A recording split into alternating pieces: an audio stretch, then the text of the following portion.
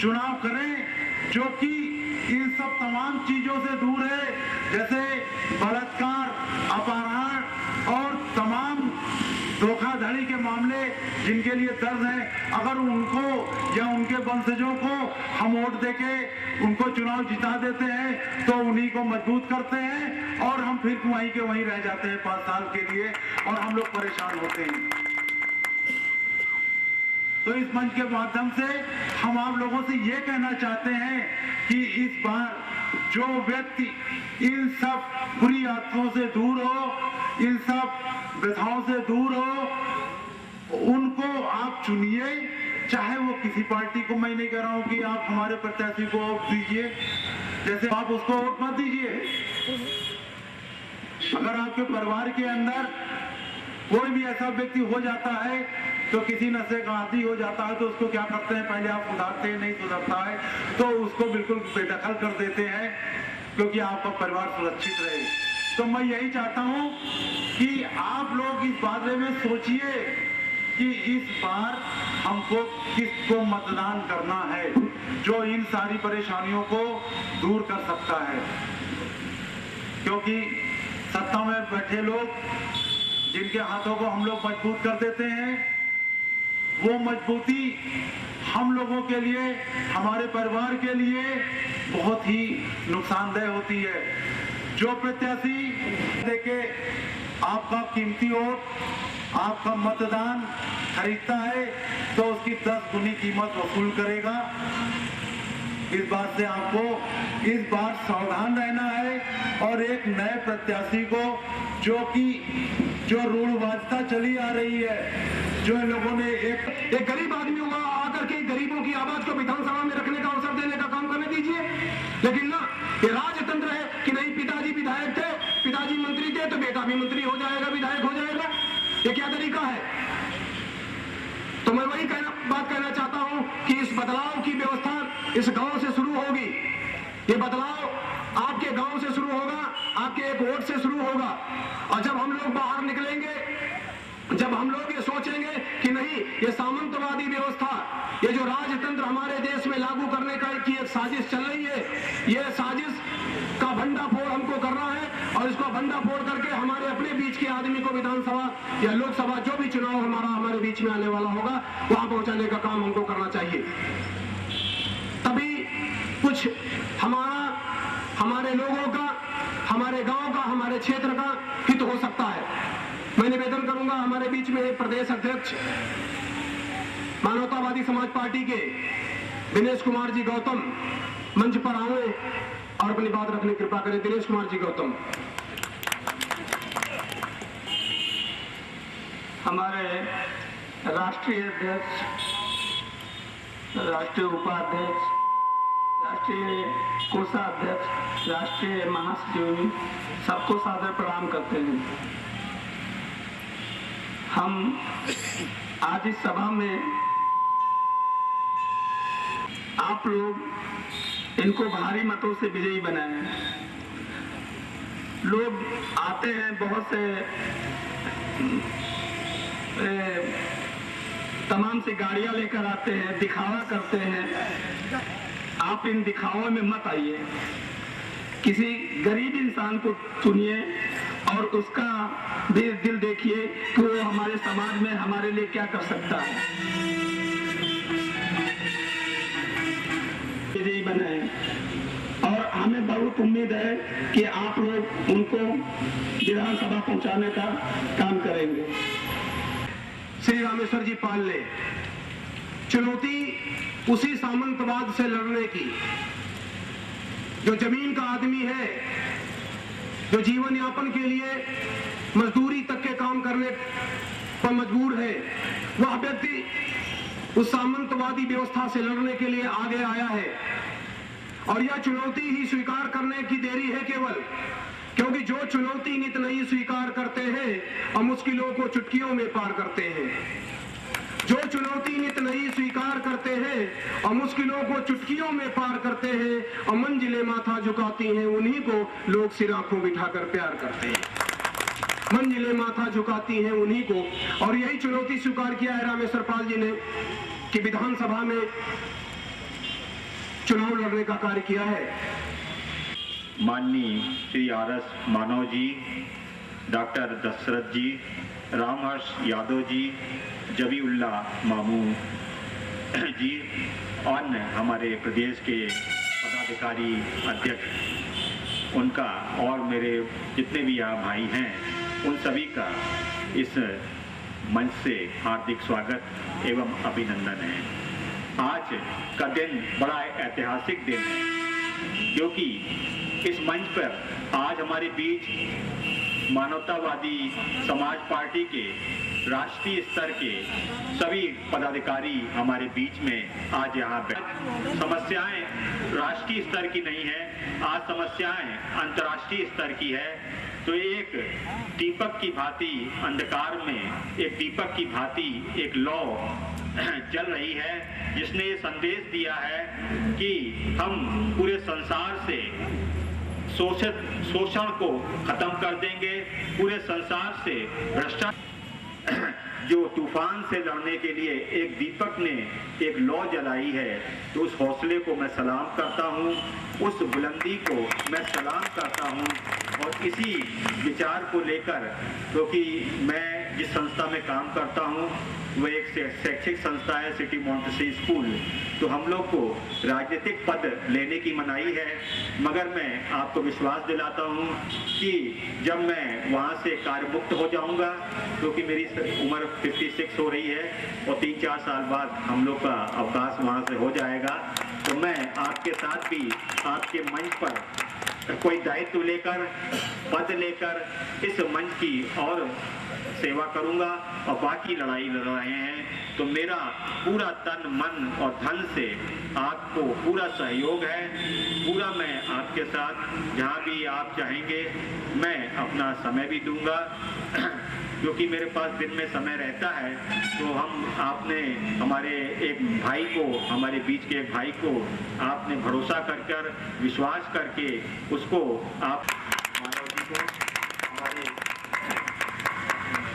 उपाध्यक्ष जी को और हमारे महामंत्री जी को और बाकी लोगों से मैं माफ़ी चाहूँगा कि मैं आगे जो है आप लोगों को रामेश्वर जी के द्वारा उपलब्ध कराऊंगा, हमारे मामू जी को भी और हमारे प्रदेश अध्यक्ष जी को भी, डॉक्टर साहब को भी और हमारे प्रदेश के अध्यक्ष जी।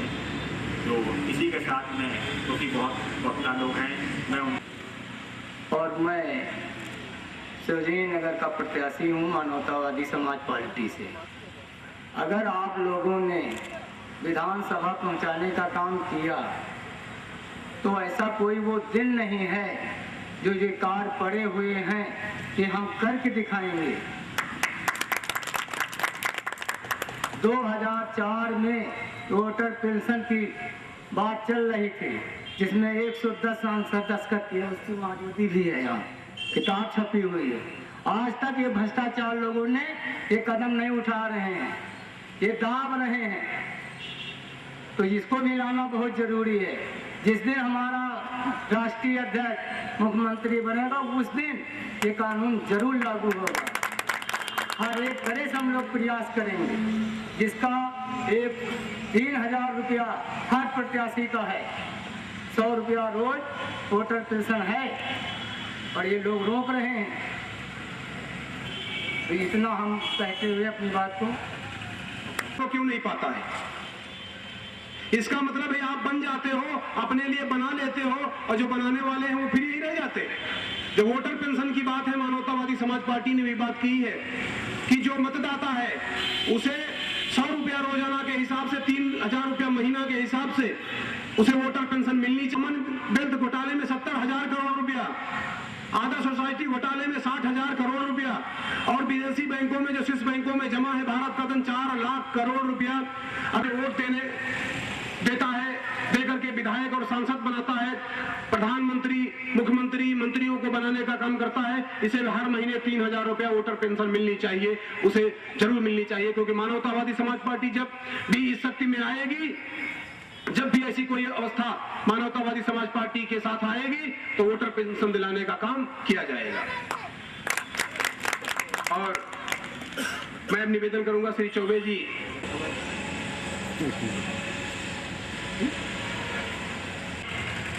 और इस संगठन के तमाम पदाधिकारी, क्योंकि मैं आपके बीच में पहली बार आया हूँ, परिचय नहीं है, परिचय हो जाएगी, और हमारे बीच में बैठे हुए हमारे बड़े भाई पी.के. पाल जी और ब्रह्म अनुभूत समाचार पत्र के संपादक माननीय पृथ्वीपाल जी और तमाम सामने बैठे हुए हृदय सम्राट साथियों, समाचार शोषण के खिलाफ एक वैचारिक क्रांति का आंदोलन है। विगत 16 वर्षों से चल रहा है। 21 सितंबर 1997 से शहीद स्मारक पे 128 नौजवानों ने अपने रक्त की तिलक लगाकर मां गोमती में 1001 दीप प्रज्वलित कर इस संगठन का गठन किया, शुरुआत किया। तब से संगठन चल रहा है और इस सरोजनी नगर क्षेत्र में भी हमारी इकाई के काफी लोग रहते हैं, सदस्य रहते हैं। मैं भी इसी चीज को मानता हूं। मैं तो एक गैर राजनीतिक सामाजिक संगठन का सिपाही हूं, लेकिन मुझे किसी राजनीतिक पार्टी से या किसी राजनीतिक व्यक्ति से विरोध नहीं है। विरोध है तो उसके दुर्गुणों से है, उसके दुर्विचारों से है, उसके पापों से है, उसके कुकर्मों से है। हमारे साथी हमारे बीच में चुनाव के मैदान में आए हैं और मानवतावादी वास्तव में नई पार्टी है और मानव को इसमें न तो जात झलक रही है, न धर्म झलक रहा, न भेद झलक रहा, न भाव झलक रहा। ये समस्त भारतीय मानवता को पिरोने वाली एक पार्टी है। और मैं इस क्षेत्र की जनता से और यहाँ बैठे हुए तमाम उन प्रबुद्ध गणों से भी यही अपील करूंगा, निवेदन करूंगा कि इस उज्जवल भारत के इस क्षेत्र के उज्जवल भविष्य के लिए, इस उत्तर प्रदेश विधानसभा के उज्जवल भविष्य के लिए ऐसे ही निर्मल, निष्पक्ष, स्वच्छ विचार और क्रांति की भावना रखने वाले लोगों को ही आने वाले विधानसभा चुनाव में आप अपना बहुमूल्य वोट दे करके और विजयी बनाएं और एक इतिहास भी लिखे। मेरा यही आप लोगों से अपील है और मैं आपकी ज्यादा समय न लेते हुए अपनी बात को समाप्त करता हूं। मेरा नारा है साथियों, जय मातृभूमि जय भारत। सिर्फ इसलिए है कि इस मातृभूमि में समस्त धर्म और समस्त जात के लोग पैदा हुए हैं और सारे लोग मरते हैं, इसलिए मैं इस मातृभूमि को सलाम करता हूं। जय भारत मेरा देश है साथियों, जय मातृभूमि जय भारत। जो खुद को ही रास न आए, मानवतावाद आखिर है क्या भला? मैंने अपनी विचारधारा को लिपिबद्ध किया स्वयं कि जो खुद को ही रास न आए, जो खुद को ही रास न आए ऐसा कर व्यवहार नहीं, जो खुद को ही रास न आए ऐसा कर व्यवहार नहीं। और भूख गरीबी अगर कहीं तो अपने घर त्योहार नहीं। जो खुद को ही रास न आए ऐसा कर व्यवहार नहीं और भूख गरीबी अगर कहीं तो अपने घर त्योहार नहीं। यही धर्म हो, यही कर्म हो और यही संभाव हो। यही धर्म हो, यही कर्म हो और यही संभाव हो। मानवता का मतलब ही क्या अगर सबसे सबको प्यार नहीं। मानवता का मतलब ही क्या अगर सबको सबसे प्यार नहीं। प्रिय मित्रों, चूंकि मुझको अभी ये बैटिंग करने की पारी मेरी आई नहीं थी और बीच में ही मुझे कतिपय कारणों से इस ध्वनि विस्तारक यंत्र के सामने मुझको बिड़ा दिया गया है। मैं समझ नहीं पा रहा हूं कि किस कारण से मुझको यह सजा दी गई है। मैं माफी चाहता हूं। वाणी को पुनः विराम एक मध्यांतर मानते हुए मैं यथास्थान अपने को स्थापित कर रहा हूं और पुनः जब मैं 7वें 8वें क्रम का बल्लेबाज हूं, लास्ट में जब देखूंगा कि सारे विकेट हमारे गिर चुके हैं और पारी भी लंबी खींचना है मैच जीतने के लिए, मैं निश्चित तौर पे इस मानवतावादी विचारधारा को पूरे प्रदेश ही नहीं, मैं पूरे देश में पहुंचाने का काम करूंगा।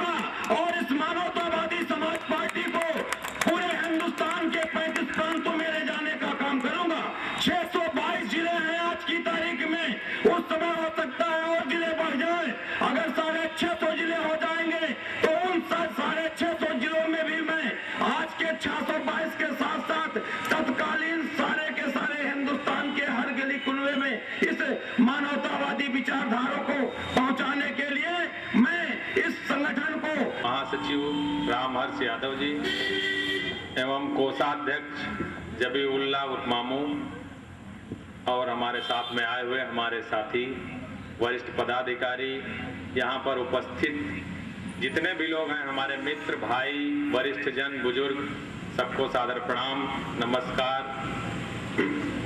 अभी हमारे अध्यक्ष जी बोल रहे थे, पत्रकार महोदय आ गए थे इसलिए उनको खड़े होना पड़ा। तो अभी मानवतावादी की जो लगभग बातें हो चुकी हैं। हमारे प्रत्याशी रामेश्वर पाल जी आपके बीच मंच में आए हैं और वो तो लड़ रहे हैं, हिम्मत की उन्होंने, लेकिन एक छोटी सी कहानी सुना देना चाहते हैं, उसके बाद में हम बात बढ़ाएंगे। एक बार पूरे विश्व के वैज्ञानिकों की मीटिंग हुई और वहां पर बताया गया भाई कि केकड़े लेके आना है। केकड़ा समझते हैं सब लोग? अब कुछ लोग जानते भी होंगे कहानी, लेकिन कहनी पड़ रही है क्योंकि कुर्सियां ज्यादा खाली दिख रही हैं, इसलिए हमको कहना पड़ रहा है। तो वहां पर सारे वैज्ञानिकों से कहा गया, जितने विश्व लेवल के, वर्ल्ड लेवल के, पूरे संसार के वैज्ञानिक थे, सबको बुलाया गया। अमेरिका, लंदन, पेरिस, कुछ भी मान लीजिए, क्योंकि कहानी कहानी होती है। मान लीजिए अमेरिका में बुलाया गया क्योंकि दादागिरी उसकी चल रही है, उसका नाम ले लेते हैं। वहां सबको बुलाया गया कि हर वैज्ञानिक को अपने अपने देश के केकड़े लाने हैं। वहां केकड़ों के बारे में कुछ संशोधन या कुछ रिसर्च कुछ होना था। केकड़ा समझ रहे हैं दादा सब लोग? गेंगटा जिसको कहते हैं देहात में, गेंगटा नहीं बोलते हैं, वो लेके जाना था, वहां सबको इकट्ठे करने थे। तो सब लोग लेके गए भाई, सब लोग पहुंचे तो जो इनको बंद करके रखना पड़े। कहने लगे क्यों, ऐसा क्या है आपके केकड़ों में, कुछ सिखाया क्या आपने? कहने लगे नहीं, हमने सिखाया नहीं है, लेकिन ऐसे केकड़े हैं नहीं, क्योंकि हमारे भारत देश का पानी, वहाँ का खाना, वहाँ का वातावरण ऐसा नहीं है कि केकड़े बंद करके ले जाए जाए। कहने लगे ऐसा क्या? कहने लगे अभी बताते हैं। कहने लगे हमारे डिब्बे से केकड़े, वो कहने लगे अभी बाहर आ जाएंगे मेज पे? कहने लगे नहीं आएंगे। तो कहने लगे क्यों नहीं आएंगे? कहने लगे एक केकड़ा जब निकलने की कोशिश करता है डिब्बे के बाहर, खुला डिब्बा है ना, टीन का डिब्बा मान लीजिए, तो कहने लगे जब एक केकड़ा निकलने लगता बाहर तो नीचे जितने केकड़े हैं, अभी डिब्बे में 100 केकड़े तो आ ही जाएंगे। तो कहने लगे 99 केकड़े उस केकड़े को पकड़ के खींचते हैं। जो ऊपर निकल रहा है तो एक को दूसरे ने पकड़ा, दूसरे को तीसरे ने, जितने जो जहां है वो पकड़ के वहीं खींचने लगता है एक दूसरे को, और जो ऊपर चढ़ रहा होता है उसको नीचे गिरा लेता है। जो केकड़ा ऊपर जा रहा है उसको नीचे करने लगे। इसी कारण से एको केकड़े निकल नहीं पाते। जब वो नीचे आ जाता है, दूसरा निकलता है तो फिर बाकी खींचने लगते हैं। तो ठीक इसी प्रकार से हमारे बीच में जो अपना गरीब भाई कभी निकलने की कोशिश करता है, रामेश्वर पाल जी निकले हैं, हम केकड़ा नहीं इनको बता रहे हैं ना आपको, लेकिन एक उदाहरण दे रहे हैं। एक गरीब आदमी बाहर निकलने की कोशिश करता है तो जितने गरीब हैं सब मिल करके उसकी टांग पकड़ते हैं और नीचे खींचते हैं, उसको नीचे खींचते हैं, कभी ऊपर ना जा पाए। नहीं तो आप जान लीजिए गरीबों की संख्या 80 है, 85 है, जितने भी परसेंट है, एग्जैक्ट नहीं क्लियर पता, लेकिन 80 लगभग है। तो आप 80 लोग हैं, क्यों नहीं जीतता है गरीब? भाई मतदान होता है, वोट से प्रत्याशी जीतता है, पैसे से जीतता है। कोई बता दे हमको वहां पैसे की मोहर लगती हो, वहां तो गरीबों की मोहर लगती। तो जब आप लोग ज्यादा हैं तो वो कैसे जीत जाते हैं? आपको अपने ऊपर भरोसा नहीं है, अपने गरीब भाई पे भरोसा नहीं है, और सबसे बड़ी बात आप में एकता नहीं, ये कुर्सियां खाली ना होती। अभी मैं खुद चाहूं तो फोन कर दूं तो अभी 50 आदमी आ जाएंगे, लेकिन आपके क्षेत्र में हैं तो नहीं आ रहे हैं। एक शराबी रात को 2 बजे फोन करता है तो 200 शराबी इकट्ठे होते हैं। एक अच्छा आदमी, कुर्सियां उसने डाल के रखी हैं, हम देख रहे हैं इतनी देर से इतनी कुर्सियां पड़ी हैं, कोई बैठने वाला नहीं यहाँ, जो लोग हैं भी वो दूर बैठे हैं। इसी तरह विधानसभा में कुर्सियां खाली पड़ी रहती हैं और चोर बदमाश वो जो हैं यहाँ से जाते हैं वहां बैठ जाते हैं, आप फिर वैसे बैठे रह जाते, दूर से खड़े देख रहे हैं। दूर ही तो खड़े हैं, क्या कर रहे हैं? कुछ नहीं हो रहा है। आपको नजदीक आना पड़ेगा, बैठना पड़ेगा, सलाह करनी पड़ेगी, बातचीत करनी पड़ेगी। हम लोग उतनी दूर से चल के ना आते तो यहाँ क्या बोलते? अपना वहां बोल रहे थे जो बोल रहे थे। एक जगह जब तक आप बैठेंगे नहीं, आप जान लीजिए दुनिया में कोई भी काम बगैर एक जगह बैठे नहीं हुआ है। आप बैठना शुरू कर दीजिए, कितनी देर चुपचाप बैठे रहेंगे, बैठ के देख लीजिए। आधे घंटे बाद आप पूछेंगे जरूर, भाई साहब आप कहाँ रहते हैं? जहां पूछेंगे वहां रहते हो, कहेंगे भाई अरे हमारी तो हर रिश्तेदारी है बगल में। और पूछते पूछते प्रक्रिया है, सबसे पहले जो प्राथमिक प्रक्रिया होती है, नींव खोदेंगे तो नींव खोदना तो शुरू करिए पहले, मकान का नक्शा भी बन जाएगा, मकान भी बन जाएगा, लेकिन अभी पता ही नहीं, जमीन नहीं बनी है। सबसे पहले जो अपने को अच्छा बताते हैं, भले मानुस बताते हैं या हम बहुत अच्छे हैं, बाकी नेता सब चोर हैं, अरे भाई आप बड़े अच्छे हैं, एक साथ बैठिए, क्यों नहीं बैठते हैं? वो रात रात बैठे रहते हैं। आप देख लीजिए जो भी विधानसभा में है, सदन में है, जहां भी है, आप एक गंजेड़ी को ले लीजिए, देहाती भाषा में गांजा पीने वाले गंजेड़ी कहते हैं ना, धुआं सुलग रहा हो और गंजेड़ी दूर से देख के उसके पास चला जाता है। और अगर पीने वाला हो, कहीं शादी बारात में जाता है तो पता लगा लेता है किस गांव में कहां पे गंजेड़ी का घर है। ना पता लगा लेता हो तो बताओ, जो पीता हो उसको पता होगा, जो नहीं पीता उसको नहीं जानते हैं। शराबी उस मोहल्ले में पहुंचे, वो पहले पता लगा लेता मधुशाला कहां है। लेकिन आप क्यों अच्छे आदमियों को नहीं ढूंढ पा रहे हैं, हमको बताइए, जबकि अच्छे लोगों की संख्या ज्यादा है, बुरे लोगों की संख्या कम है। और अलग अलग होता है लेकिन ब्लड एक जैसा होता है। जब हम सब एक हैं, अगर जिस तरह मैंने बताया एक साथ बैठेंगे, पता लग जाएगा कि आप उनके रिश्तेदार, आप थोड़ा गहराई में जाइए, जितने लोग प्रबुद्ध वर्ग के हैं, पढ़े लिखे हैं, जब बहुत गहराई में जाएंगे तो पता लगेगा हम सभी एक पिता की संतान हैं। ना कोई पाल है, ना कोई यादव है, ना ब्राह्मण है, कुछ नहीं है। आपके वेदों में कहा भी गया है, लोग वेदों की बात करते हैं, वेदों में कहा भी गया वसुधैव कुटुंबकम। भाई साहब ने जैसे ब्रह्मांड की बात की है, जो वसुधैव कुटुंबकम, सारा आपकी जितनी पृथ्वी सब आपका परिवार है, तो बीच में जातिवाद कैसे आ गया? 4 लोग पढ़े लिखे निकल गए, उनको अब वो जातियां राज्य करने के लिए।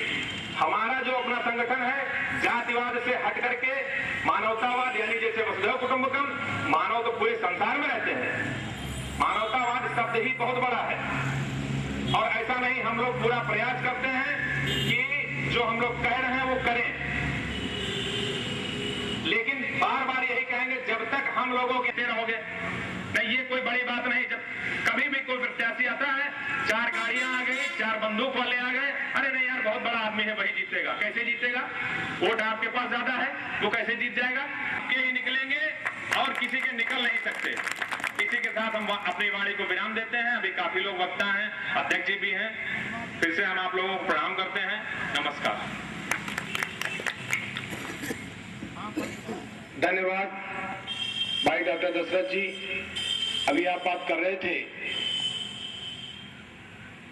कि जातियां तो इस विश्व में 2 ही हैं, ये तो सच बात है, एक अमीर है और एक गरीब है। बस आप देख लीजिएगा, आपके ही बिरादरी का, मैं किसी बिरादरी की का नाम नहीं लूंगा, आपकी ही बिरादरी का जो IAS हो गया है, वह उसी बिरादरी के मजदूरी करने वाले व्यक्ति के। आप अगर यादव IAS हो गए हैं तो क्या हमारे बेटे से आपकी बेटी की शादी नहीं हो सकती? क्या हमारी बेटी से आपके बेटे की शादी नहीं हो सकती?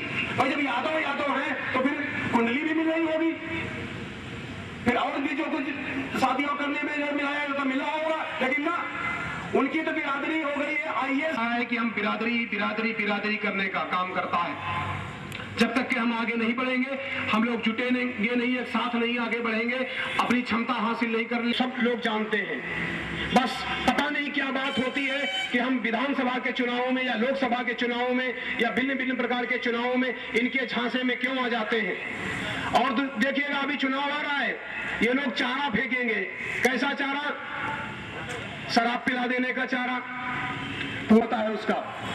जो लोग मछली पकड़ने के पकड़े होंगे वो जानते होंगे, या गांव से जुड़े हुए लोग सभी जानते हैं कि मछली चारा खाती है और फंस करके उसकी हत्या ही हो जाती है। उसी प्रकार से अगर चुनावों में हम लोगों ने इन बेईमानों का चारा खाने का काम किया तो हमारे तमाम प्रकार के विकास कार्यों का, हमारे जीवन की हत्या ही हो जाने वाली है, और अभी तक ये हत्या करते चले आए हैं।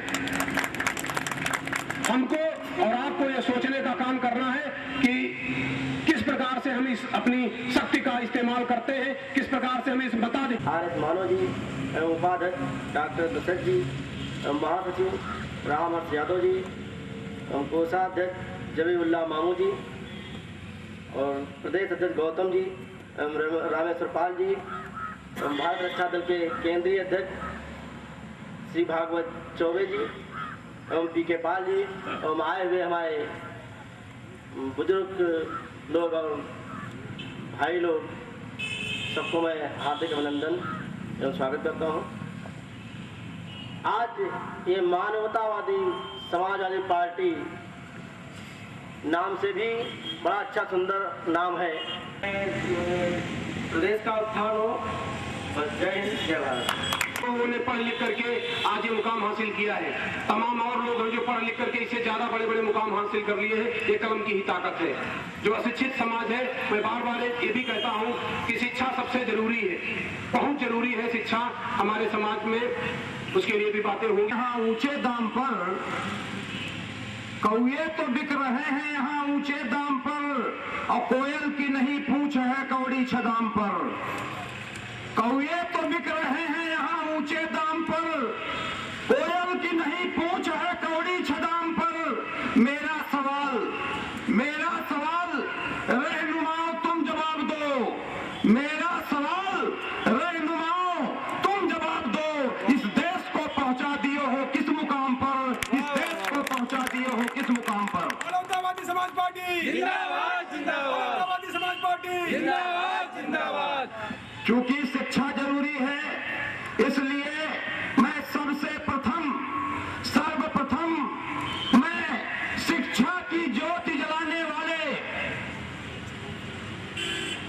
सामाजिक क्रांति के प्रणेता महायोद्धा महात्मा ज्योतिराव फुले, बाबा साहब भीमराव अंबेडकर, शहीद आजम भगत सिंह,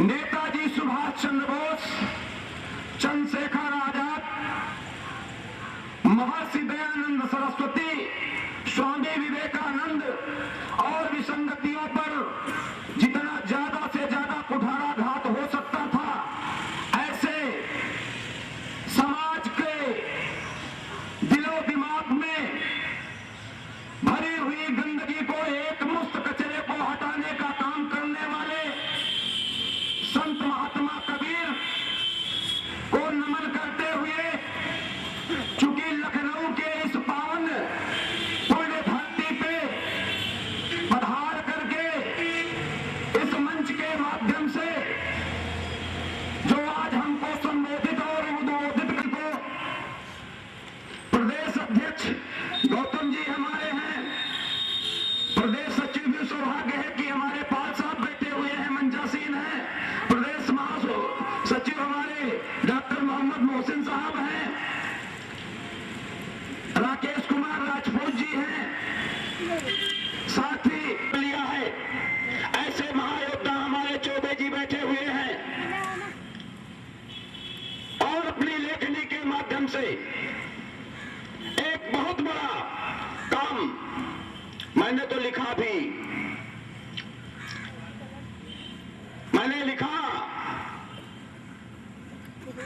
खड़ी हो लेकिन उसमें ईंधन ना हो, उसमें पेट्रोल और डीजल ना हो, तो बिना डीजल और पेट्रोल की कार बेमतलब की हो जाती है। उसी प्रकार से अगर मनुष्य लेखनी से मजबूत नहीं हुआ तो भी बिना ईंधन की कार के समान वो बिल्कुल बेमतलब का हो जाता है। ऐसे कलम के धनी पूर्व संपादक हमारे इस संगठन के लिए और इस मंच के लिए और इस सरोजनी नगर विधानसभा के प्रत्याशिता में अपनी जोर आजमाइश कर रहे रामेश्वर पाल जी के लिए भी, कि वहां के गुरुतर सेवा का निर्वहन करने वाले हमारे आदरणीय टी.एल. पाल जी भी बैठे हुए हैं। हमारे जितने भी प्रत्याशी यहाँ पे, चाहे बक्सी का तालाब क्षेत्र से मायाराम जी रावत हो, लखनऊ पूर्व से भाई राजकुमार यादव जी हैं, करनैलगंज गोंडा से राकेश कुमार राजपूत जी हैं, और जहाँ पे हम बोल रहे हैं इस विधानसभा सरोजनी नगर विधानसभा लखनऊ से प्रत्याशी हैं भाई रामेश्वर पाल जी, ये सारे के सारे लोग नमन, अभिनंदन, प्रणाम, नमस्कार के पात्र हैं आप सभी लोग। और मैं नतमत होकर के सारी की सारी इन महान विभूतियों को अपने पास पा करके मैं स्वयं उन मां बहनों का भी प्रणाम और नमन करना चाहता हूं, जिन्होंने आप सभी को समय से खाना पानी खिला पिला करके यहां तक पहुंचाने में जिन्होंने अपनी गौरवमयी परंपरा का निर्वहन किया है, ऐसी मातृशक्ति स्वरूपा घरों में बैठी हुई उन विदुषियों को भी, उन माताओं और बहनों और बेटियों को भी मैं इस मंच के माध्यम से प्रणाम करना चाहता हूं। और आप लोग हमारे इस प्रणाम करने की बात को, वो भले ही यहां मौजूद ना हो, लेकिन मैं जो उनका नमन कर रहा हूं, आप लोग मेरे इस बात को पहुंचाने का काम करेंगे। इन्हीं शब्दों के साथ अभिवादन की एक प्रक्रिया होती है, इसलिए कि आज इस भागदौड़ के समय में, इस व्यस्तता भरे लौकिकता और भौतिकतावादी युग में यह समय बड़ा बेशकीमती है। और इस बेशकीमती समय को जाया करके अगर इस मानवतावादी समाज पार्टी की इस कार्यकर्ता मीटिंग में अगर आप लोगों ने पधारने का काम किया है, निश्चित तौर पे यह संगठन आपका आभारी रहेगा। भाइयों, आप जिस मानवतावादी समाज पार्टी का संगठन आयोजित इस कार्यक्रम में पधारे हुए हैं, मैं बता देना चाहता हूं, इसमें जो भी लोग मंच में बैठे हुए हैं, चाहे रामहर्ष यादव जी हो, चाहे डॉक्टर दशरथ जी हो, चाहे स्वयं मैं हूं, सारे के सारे लोग राजकीय सेवाओं में थे। क्योंकि विगत 2001 से हम लोग आपस में चर्चा पर चर्चा किया करते थे कि 1980 के दशक के बाद से पूरे हिंदुस्तान में कोई भी ऐसा राजनीतिक व्यक्ति राजनीतिक पटल पर उभर कर सामने नहीं आ पाया जिसका संबंध सीधा खेत खलिहान से रहा हो, जिसका संबंध गांव और गलियारों से रहा हो, जिसका संबंध झोपड़ियों से रहा हो। हम लोग आपस में चर्चा पर चर्चा करते थे कि लगता है गरीब का बेटा अब कभी भी राजनीति नहीं कर पाएगा, इसलिए कि चाहे आप मुलायम सिंह यादव को देख लीजिए, 1967 में पहली बार विधायक बने थे, लालू प्रसाद यादव 1977 में सांसद बन गए थे, शरद यादव को ले लीजिए, ये भी मध्य प्रदेश के रहने वाले हैं और सतना यूनिवर्सिटी के बोर्ड में रजिस्टर थे और ये अध्यक्ष रह चुके हैं। नीतीश कुमार जी को ले लीजिए, ये भी 80 के दशक के लोग हैं। इसी तरह से आप चाहे जितने लोगों को ले लीजिए, मान्यवर काशीराम भी 1972 में पुणे के रिसर्च सेंटर की नौकरी सहायक अन्वेषक के पद पे थे, नौकरी छोड़ करके ये भी 80 के दशक में ही राजनीति करना शुरू किए थे। लेकिन उस 80 के दशक के बाद से आज तक कोई भी निचले क्रम का आदमी, गरीब के घर का बेटा, मजदूर का बेटा, किसान का बेटा, कमेरा का बेटा राजनीति में उभर कर सामने नहीं आ पा रहा था। हम लोगों ने एक चर्चा, इस पे एक बृहत मंथन शुरू किया